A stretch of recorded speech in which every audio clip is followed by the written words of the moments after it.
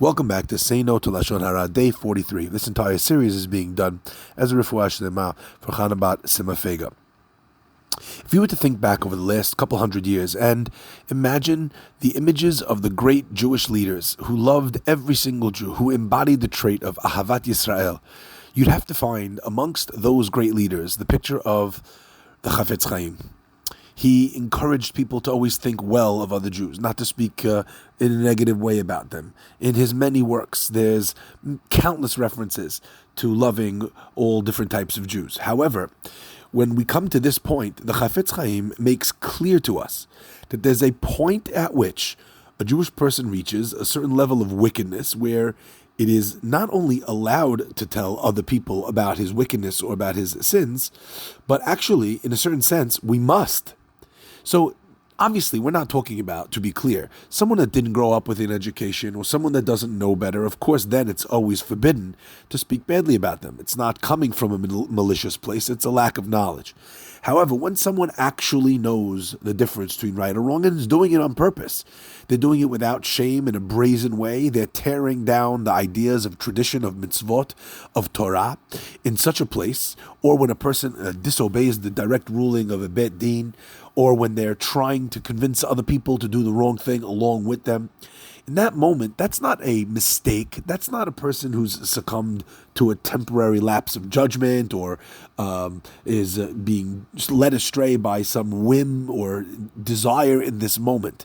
Rather, that is where the person is actually heading in a very deliberate way. And at that point, repeating the wrongdoings or saying over what such a person did is actually allowed whether the person is there and present or not. And the reasoning is actually quite straightforward. Imagine there's a Rasha running around town, convincing people or influencing people to do what he's doing, and no one says anything because everyone is afraid that they might be speaking Lashon Hara. In such a case, that evil is bound to be replicated, it's bound to be imitated, because people would say to themselves, well, if there was something that was so wrong, I'm sure someone would say something. So the very fact that we are silent in the face of pure wickedness when someone knows that it's wrong and is doing it anyway actually allows for that wickedness to propagate and to grow. So in that case, we actually must stand up against what is being done without fear and say very clearly that that thing is wrong. In fact, the Chafetz Chaim says, what happens in a situation where you see a person who is sinning in a very wicked way, time after time after time? There's a certain point in time when we start to expect that pattern from him. And even in a scenario where it's not clear if it was unintentional or intentionally wicked, we'll actually assume that that was an intentionally wicked thing. And the reason for that is because the person is demonstrating a very clear path where this is not a guess or naive or negative judgment. Actually, it follows the pattern of who the person is. Now, before we move on, I think I want to illustrate that part of the reason why that's allowed is because it's not Lashon Hara, because the point is not to put down or to denigrate or to make the person feel badly about themselves, but actually as a protective measure to let people know that this person is a dangerous person to connect with, to imitate, to connect, to learn how to behave from.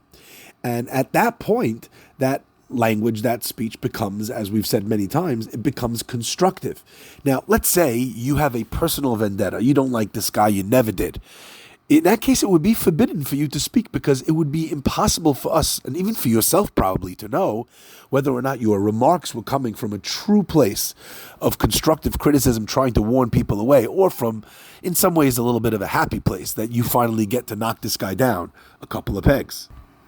The Chafetz Chaim then brings a very compelling question and answer. He says that in Tehillim we read, Yehi shalom bechelech, there should be peace amongst your in your walls, shalva ba'amenotayich, you should have serenity in the palaces, in the castles.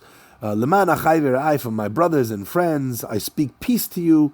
Leman bet Hashem Elokeinu, for the sake of Hashem's house, avaksha tov lach, I ask for good for you. Ask the Chafetz Chaim, why is it that we mention peace? Peace once, peace twice, and then we end off by talking about good. It almost would seem that avaksha shalom lach, it should say, I request peace for you. That third time should be about peace, not about good. And the Chafetz Chaim explains that every quest for peace needs to be filtered through the question of, is this for the sake of Hashem's house? Leman bet Hashem Elokeinu. So in other words, imagine there's someone who wants to lead the community astray. Someone decides that he wants to teach people that they don't have to keep Shabbat, or someone wants to tell people that certain questionable behaviors or actions are actually okay according to Torah law. So you'd think to yourself, if I fight this person, then that's not being peaceful. So maybe shalom is that highest order, and that's the highest value.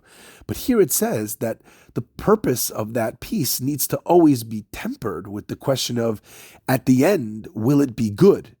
Will we still remain a house of Hashem, or will the house of Hashem be diluted and perhaps distorted by some other behaviors that we've, so to speak, made peace with? I think that lesson from the Chafetz Chaim is a wonderful litmus test for us to use in the process of shalom, to make sure that we are, in every scenario, trying to keep the peace.